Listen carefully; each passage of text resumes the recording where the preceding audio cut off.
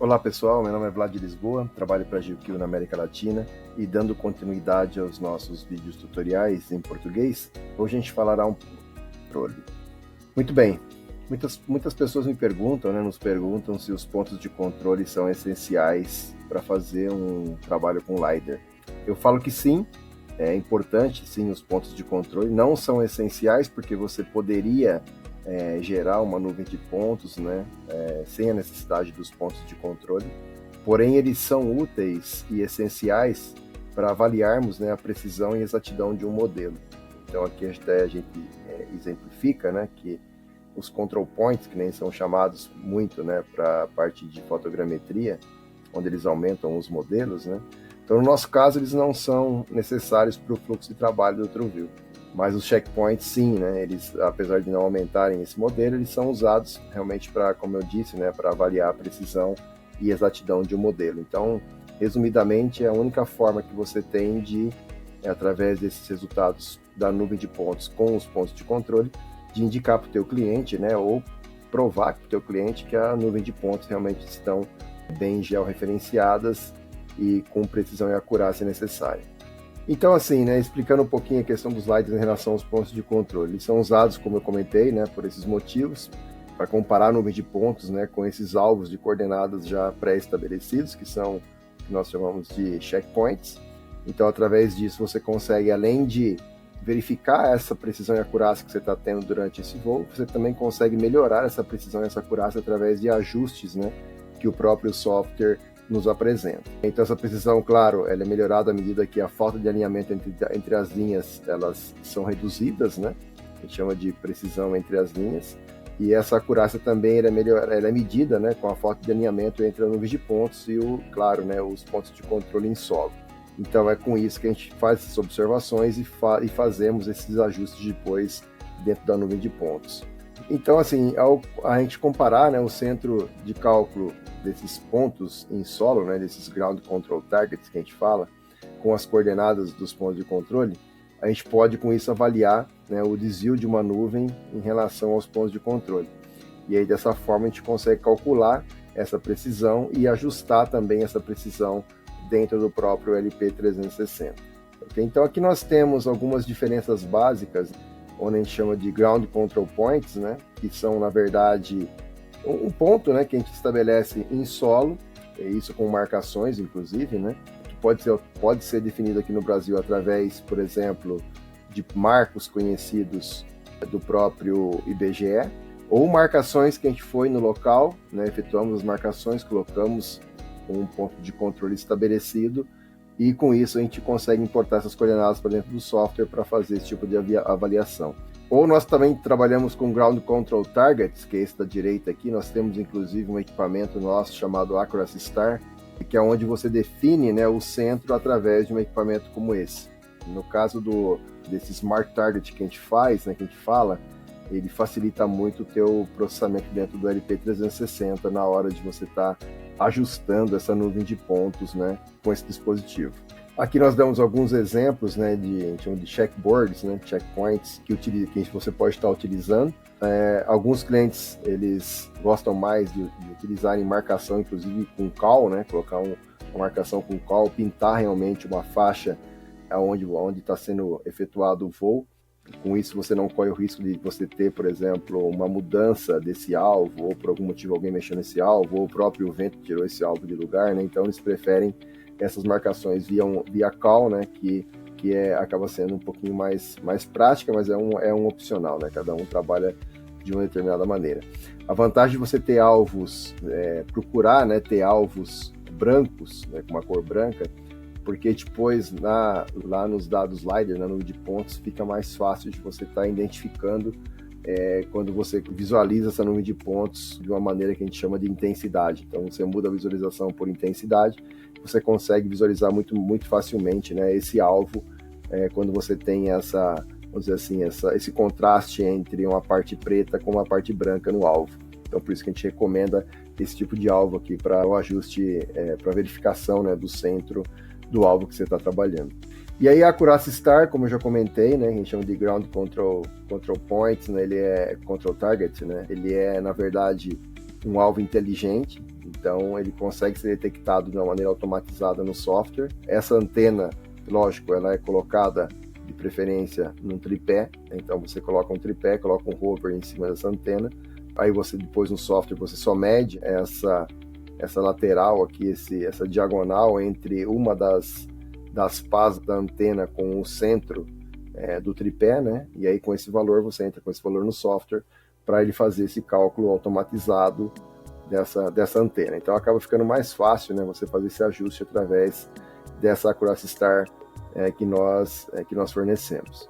Então um pouquinho do workflow, né? Geralmente quem trabalha, inclusive com a parte de fotogrametria, né, um workflow, vamos dizer assim, mais usual, né, é que você você consegue localizar a medição vertical com os dados do LiDAR, diretamente com os dados do LiDAR, e os dados na horizontal a gente utiliza uma ortofoto para estar reposicionando nossa nuvem de pontos em relação a uma ortofoto que você tem.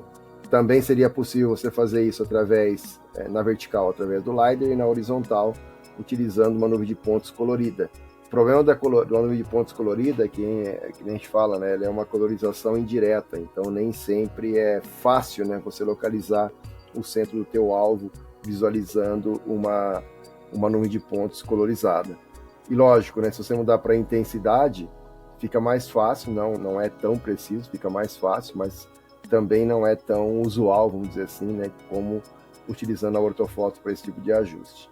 E agora, né, as opções novas que a gente fala aqui, que a gente consegue fazer vamos dizer assim, esse cálculo tanto na vertical, utilizando os dados do LiDAR, isso foi um ponto de controle, como também na horizontal, através do LiDAR, também utilizando uma antena, como eu comentei, essa antena de precisão que nós temos, que é a Accuracy Star. Então hoje, com esses tipos de dispositivo, a gente consegue facilmente fazer essa verificação tanto na vertical como na horizontal, sempre utilizando os dados LiDAR, sem a necessidade de você ter uma ortofoto para fazer esse tipo de verificação. E aqui há alguns exemplos, né? Lógico, a intenção sempre é achar onde está esse centro, né, do ponto de controle. Então, com a ortofoto acaba ficando bem mais simples, né, porque você consegue visualmente visualizar aqui onde está o centro desse ponto de controle. E aqui você visualizando numa nuvem LiDAR, você percebe que é bem mais complexo você ter certeza, né, de onde vai estar exatamente o ponto central dessa marcação. Com intensidade, você consegue ver um pouquinho mais de detalhe na nuvem, mas mesmo assim ainda fica um pouco complicado para você localizar visualmente, né, onde é que está o centro do teu target. Okay? Então, com a antena, vocês vão perceber que a antena é bem mais prático, porque além de você visualizar ela acima de uma área, mesmo que seja uma área de vegetação, uma grama ou alguma vegetação baixa, né, o fato de você estar com o tripé lá facilita a visualização dela na nuvem de pontos. E aquilo que eu comentei, o software ele consegue fazer uma correção automatizada também, localizando de maneira automática essa antena dentro da nuvem de pontos. E aqui um exemplo, né? Muita gente pergunta, onde que eu devo colocar os meus pontos de controle num voo LiDAR?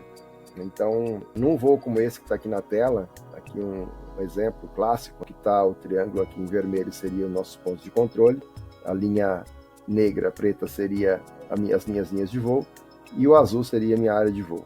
Então você percebe que aqui nesse caso, o ideal seria você colocar um ponto de controle em cada extremidade do voo e um também na parte central. Isso seria, lógico, o melhor dos mundos, né? Se não for possível, procurar ter um pelo menos no centro e um ou outro aqui nas laterais, que já seria bem útil e bem fácil depois de fazer o alinhamento. Outro exemplo clássico, né, é um voo como esse. Então, de novo, procurar colocar sempre nas extremidades para facilitar depois não somente o ajuste dessa nuvem, mas claro que numa situação real de trabalho você teria outros voos aqui sobrepostos, né? Então, quando você começaria o próximo voo, você já estaria com esses pontos de controle aqui já pré-estabelecidos no início do próximo voo também. Aqui um outro exemplo clássico, voando numa área onde eu tenha um lago, né, ou alguma informação com água. Então, sempre procurar colocar o ponto de controle o mais próximo possível dessa área úmida, vamos dizer assim, né, porque é onde você não vai ter mais pontos do teu LiDAR. Então, procurar por pelo menos um ponto de controle o mais próximo possível dessa região. E os outros, como eu já comentei, procurar colocar nas extremidades da área a ser voada. Aqui um exemplo claro de múltiplos voos, né? Então, de novo, essa é a vantagem de você colocar os pontos de controle nas laterais, porque depois, quando você efetuar os próximos voos, você pode estar utilizando esses pontos de controle tanto para o voo anterior como para o próximo, né? E aí você segue a mesma lógica, né? No próximo voo você coloca também nas extremidades, tá vendo? Então os triângulos menores aqui são dos voos novos e o triângulo maior seria do voo anterior, tá? Mas sempre seguindo a mesma lógica. Mapeamento de corredor, a gente sempre aconselha colocar uma em cada extremidade do teu corredor e uma no ponto central, geralmente de onde você decolou, né? Geralmente você vai decolar, ir para uma posição, ir para outra, né? Então, costuma colocar um ponto de controle no centro e um em cada extremidade do teu corredor de voo. E aqui, claro, na região de sobreposição, né? Que seria o final do teu voo e começo do próximo, já esse ponto de controle já serviria para as duas situações. Por isso que é interessante, né, colocar um aqui no final do voo, que ele já vai servir para o próximo também, ok? Aqui uma informação importante, quando se trata de voo de corredor, não é aconselhado você fazer um voo, uma linha reta, por mais de 500 metros ou até 800, não ultrapassar muito esse número, sem fazer um reajuste, né, ou seja, uma recalibração na IMU.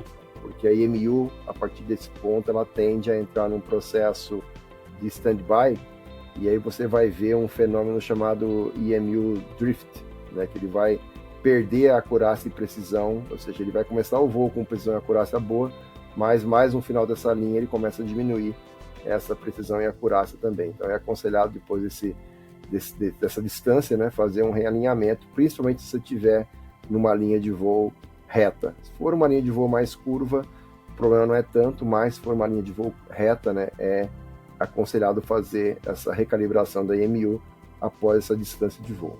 Bom, aqui agora a gente vai passar então para o LP, para o software, né, e vamos começar a trabalhar aqui na prática como é que funcionariam para importar esses pontos de controle, né, e fazer a checagem desses pontos de controle. Então esse aqui esse voo já é o voo que a gente processou nos tutoriais anteriores, né? Aqui eu já estou com ele alinhado com o Strip Adjustment, então agora eu posso já começar a trabalhar a questão dos pontos de controle. Então você vai perceber que a gente tem uma aba aqui em cima nos menus chamado Control Points, então é por aqui que eu vou estar trazendo esses pontos de controle para dentro do LP360, né? Aqui tinha um que eu já trouxe, vou até deletar ele, esse ponto de controle. Então vou importar um outro, vou dar aqui o Import, seleciono aqui os pontos de controle com um arquivo, geralmente um arquivo TXT, né? Vou trazer aqui pontos de controle, checkpoints. Vou indicar aqui uma pasta para gravar esses arquivos, já o shapefile desses arquivos. Então vou colocar aqui na mesma pasta. Vou para a próxima tela. Vou dizer para ele que esse aqui vai ser um arquivo delimitado, porque no meu caso ele está delimitado por vírgula. Geralmente vai ser o vírgula ou espaço ou tab, né? Então você vai poder definir aqui como é que está sendo delimitado esse arquivo. Próxima tela eu vou dizer como é que está essa delimitação. No meu caso aqui vai ser vírgula. Pode ser ponto e vírgula, pode ser tab, então ou espaço, né? Aqui você vai depender do arquivo que você está trabalhando.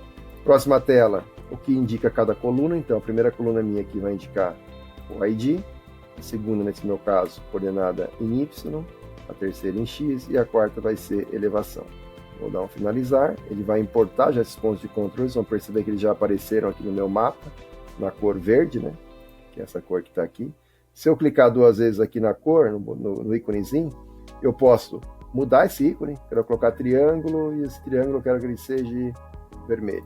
Então ele vai mudar ali na tela já para vermelho, vou até aumentar aqui o tamanho deles, vou colocar um tamanho maior aqui. E se eu clicar aqui com o botão da direita, eu tenho a opção de visualizar eles ou não aqui na tela, né? Inclusive o número também de cada um deles. Deixa eu só tirar o outline aqui, vou colocar vermelho também o outline, aí fica mais fácil a gente visualizar. Então apply. Então eu estou lá com os pontos de controle já pré-estabelecidos, né? Ele já importou para cá para mim. Nesse caso eu tenho 4 pontos de controle. E ele já me gerou um layer também, né? Com o nome do ponto de controle que eu importei. Se eu clicar aqui nesse Accuracy Estimation, continuar, ele vai abrir essa janela aqui para mim ver a precisão e acurácia que eu estou tendo nessa nuvem. Aqui eu posso selecionar o método que eu vou estar utilizando esses pontos de controle. Então você tem várias opções aqui dependendo de qual for o método que você usou, né, para estabelecer os pontos de controle. Ok? Feito isso, nesse caso aqui eu não tenho a Accuracy Star. Se eu tivesse e desse um Auto-Find, ele já localizaria a antena de precisão para mim aqui também. Depois eu vou fazer um outro tutorial explicando um pouco como que é o workflow com essa antena, né? Mas por enquanto eu só vou dar um Auto-Find aqui, claro que ele não vai localizar, mas ele vai me dar aqui os números em relação aos pontos de controle que eu importei. Então aqui ele está me dando basicamente um erro médio principal, aliás, um erro médio por metro quadrado, que está dando 3,8 centímetros de margem de precisão, e um erro principal aqui de 17 centímetros, né? Olha, perdão, 1,7 centímetros, tá? Então isso aqui eu consigo já, se eu der um solve, já vai me autocorrigir essa nuvem, já colocou aqui, tá vendo, 0,017 de erro. Eu vou pedir para ele fazer essa autocorreção para mim. Então o que ele vai fazer agora é recriar uma outra nuvem de pontos, né, um outro arquivo LAS, já com essa correção aplicada. Então vocês vão perceber que é um processo bem automatizado, né? Eu não tenho muito problema de ter que ficar trabalhando com esses números. Eu falo para ele fazer uma autocorreção, ele já gerou para mim. Outra coisa, eu posso salvar isso como um report também. Eu posso exportar isso daqui como um report para o meu cliente, como estava no número de pontos antes, né? E como vai estar depois. Então você perceber que ele já gerou um outro layer aqui agora para mim, um LAS Layer 1. Vou trazer ele aqui para baixo, inclusive, vou renomear. Então, vou colocar aqui LAS, ele já está alinhado, a gente já fez o alinhamento antes. E agora ele está aqui ajustado. Okay? Então agora se eu colocar esse layer ativo, vou ativar ele aqui, desligar o anterior. Então esse layer aqui agora é o que está valendo para mim, né? E se eu rodar aqui de novo essa estimativa, né, aqui através dos pontos de controle, vocês vão perceber que ele vai agora, ó, tá vendo? Ele zerou o erro principal e ele está com 3,4 centímetros de erro médio por metro quadrado. Tá? Então ele fez já esse ajuste para a gente aqui. Eu também posso, se eu quiser fazer um ajuste manual, vou até mudar aqui agora a visualização, vou colocar por intensidade para vocês verem qual que seria o resultado aqui em relação à nuvem de pontos, tá vendo? Então aqui eu tenho a marcação desse primeiro ponto de controle. Eu posso fazer também essa autocorreção aqui manualmente, ó. Então se eu clicar aqui nesse Measure Mode, eu consigo estar clicando onde que seria o centro da minha marcação, e ele me mostra esse erro também aqui, médio que eu estou tendo, né? Nesse caso aqui, na linha horizontal, né? Para cada marco. Então conforme eu vou clicando aqui tá vendo?